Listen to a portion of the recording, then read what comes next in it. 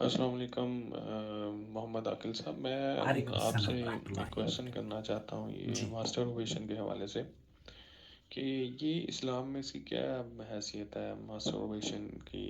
یہ جو ہے یہ حرام ہے، یہ گناہ کا کام ہے، یا پھر یہ مکروہ ہے، یا پھر کن سچویشنز کے اندر جو ہے نا ماسٹربیشن جو ہے وہ کیا جا سکتا ہے؟ کسی بھی سچویشن میں ماسٹربیشن نہیں کیا جا سکتا ہے، یہ تو اختصار سے، لیکن میں آپ کو لے کر چلتا ہوں شیخ ولید بن راشد السعیدان کی محفل میں۔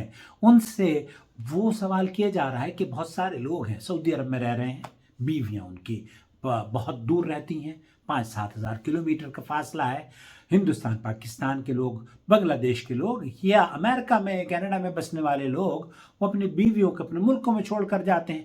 ایسی صورت میں کیا یہ شخص جو دور رہتا ہے اپنی بیوی سے ماسٹربیشن یا مشت زنی کر سکتا ہے؟ میں آپ کو سناتا ہوں شیخ ولید بن راشد السعیدان، انہوں نے اس الحمد سلسلے لله میں رب العالمين المتقرر عند العلماء أن استفراغ الإنسان لشهوته لا يجوز إلا بالطريق الشرعي. شیخ ولید السعیدان یہ فرمانا ہے کہ انسان کے لیے اس کو جو لذت حاصل کرنی چاہیے شرمگاہ سے، اس کے اللہ رب العالمین نے 2 طریقے جائز اس کو بتائے ہیں۔ ومن أراد استفراغ شيء من شهوته في غير الطريق الشرعي فقد تعدى حدود الله عز وجل. اگر ان 2 طریقوں سے کوئی اور طریقہ وہ اپناتا ہے تو گویا کہ اس نے اللہ کی حدود کو پامال کرنے کے مترادف عمل کیا ہے۔ هذا هو المتقرر عند العلماء فلا بد من حفظ هذا الأصل. یہ ایک اصل ہے، اور کسی بھی بات پر فتویٰ یا اس کی حرمت اور حلت کو بیان کرنے کے لیے قرآن اور حدیث سے اگر دلیل ملے گی تبھی اس پر بات کی جائے گی۔ فالله عز وجل أمر المكلفين بحفظ شهواتهم. آپ اللہ رب العالمین نے شہوات پر قابو رکھنے کا حکم دیا ہے، اور اس کو اس طریقے سے استعمال کرنے کا حکم دیا ہے جو کہ قرآن اور احادیث میں بیان ہوا ہے۔ إلا في طريقين. اللہ فی طریقین، الطريق 2 طریقے الأول ہیں۔ طريق الاستمتاع بالزوجة. طریق الاستمتاع بالزوجہ، یہاں عورت کے جسم سے لذت حاصل کرنا یا اپنی بیوی کے جسم سے لذت حاصل کرنا، یہ اس کا حق ہے، اور اس پر اللہ رب العالمین نے اس کو مکلف نہیں، اس کے اوپر کوئی پابندی لگائی ہے۔ والطريق الثاني ملك اليمين. اور طریق ثانی ملک الیمین، وہ عورتیں جو کہ غزوات میں جو کہ حاصل ہوا کرتی تھیں۔ والدليل على صحة هذه القاعدة قول الله عز وجل والذين هم لفروجهم حافظون الا إلا على أزواجهم وهذا هو الطريق الأول. وہ اللہ علی ازواجہم، ان لوگوں کی جو کہ اپنی شرمگاہوں کی حفاظت کرتے ہیں، اللہ تعالیٰ فرماتا ہے سوائے ان کے کہ وہ اپنی بیویوں سے اور أو ما ملكت وما ملکت ایمانہم، اور جو کہ ان کو اللہ رب العالمین عطا فرماتا ہے لونڈیوں کی شکل میں، جب غزوات ہوا کرتے تھے تب وہ ان کو ملا کرتی تھیں۔ اب تو خیر یہ پارٹ ہی غالباً ختم ہے۔ هذا هو الطريق الثاني فإنهم غير ملومين. فإنهم غیر ملومین، یہ 2 طریقے ہیں، یعنی کہ لونڈی سے اور اپنی بیوی سے مباشرت یا اس کے جسم سے لذت حاصل کرنا شوہر کے لیے جائز ہے، محاسبين ولا معاقبين. ولا معاقبین۔ یہ دونوں لذت حاصل کرنے کے جو طریقے ہیں، اس پر اللہ رب العالمین ان کو حساب ان سے نہیں لے گا کہ آپ نے ان کے ساتھ، یہ کوئی گناہ کا کام نہیں ہے۔ هم أحد على استفراغ. بالکل برعکس اس سے اگر وہ اپنی بیوی سے لذت حاصل کرتا ہے تو اس پر نیکیاں اور ثواب ملتا ہے۔ شهواتهم في هذين الطريقين. تو 2 طریقے ایسے ہیں جن کو اللہ تعالیٰ نے بیان کیا ہے، اور ان فقال طریقوں الله کو عز وجل فمن ابتغى فمن وراء ابتغى ذلك أي غير هذين الطريقين کہ ان 2 طریقوں سے اگر ہٹ کر کوئی تیسرا طریقہ اپناتا ہے فأولئك هم العادون أي المعتدون لحدود الله عز وجل. تو ایک ایسا شخص گویا کہ وہ اللہ کی حدود کو پامال کرنے کا مرتکب ہو رہا ہے۔ فلا يجوز لأحد أن يستمني بيد نفسه. تو ایک شخص کو اس بات کی اجازت نہیں ہے کہ وہ اپنے ہاتھ سے ہی ماسٹربیشن یا مشت زنی کرے اور مشت زنی کر کے لذت حاصل کرے یا فراغت حاصل کرے مطلقا مطلقاً، بالکل، لأنه ابتغاء لاستفراغ الشهوة في غير الطريق الشرعي.